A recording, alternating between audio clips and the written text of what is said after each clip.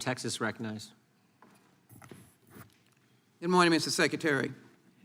You have repeatedly been before us and indicated your humble beginnings and the passion and commitment in which you serve America and take very seriously your job here as Secretary of Homeland Security.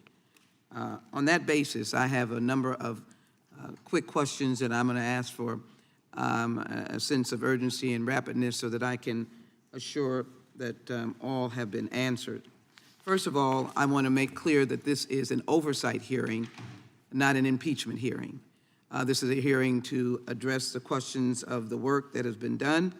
And so to that end, just as a factual basis, there's been a lot of hollering about the entry on the border, operational control.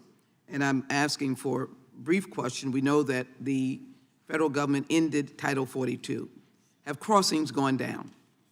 Yes, they have. The approach that we have taken, Congresswoman, of expanding lawful pathways, safe, orderly, and lawful pathways for individuals, and at the same time delivering consequences to those who do not take advantage of those lawful pathways. And part of that has been working. The challenge, of course, remains. My numbers suggest 70% that they've gone down, and it also suggests that the Biden administration has put in stricter requirements for asylum. Is that correct? We did. We are delivering consequences for those who do not take advantage of the lawful pathways. But you still believe in the humane infrastructure of America that started with the Statue of Liberty and realizing people flee persecution, political dynasties, if you will, that cause violence and a forcing of leaving. Is that part of our thinking here in the country? Congresswoman, our laws, our refugee laws, our asylum laws are one of our proudest traditions as a country of refuge. So would you say, having been asked this over and over again, that the United States, the President of the United States, the Secretary of Homeland Security, and all of the hardworking men and women at the border have operational control or have a form of presence, that they are aware of what's going on in the border and that they're working to secure the border every single day? As we define that term, Congresswoman, we do. CISA, has been called all things, maybe even not American. Is it an important element of securing elections as it did in the 2020 election, 2022? The security of elections, our election system is a component of our country's critical infrastructure. To protect the safety, security, and integrity of the election process is a significant priority of this government. And the Cybersecurity and Infrastructure Security Agency works very closely with election officials in state and local jurisdictions to ensure the safety and security of the election system. I have two more questions, and I must quickly move forward. The ADL has indicated that there have been 3,697 anti-Semitic incidences, 36% increase from 2021.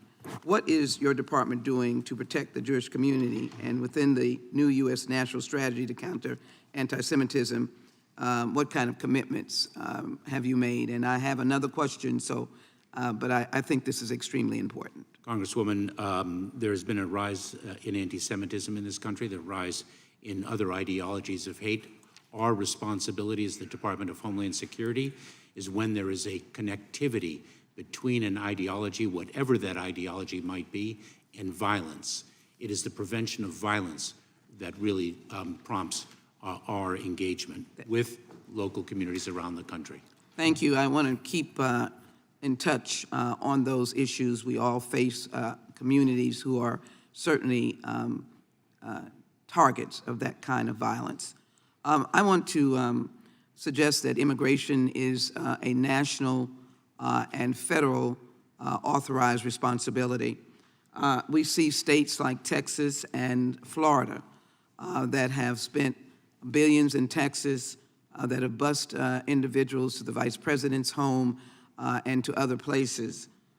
Can you tell me how detrimental in questioning states getting involved in immigration issues and how confident you feel that you are protecting the American people and incidences like that, including incidences at the border, which I'll put in a record.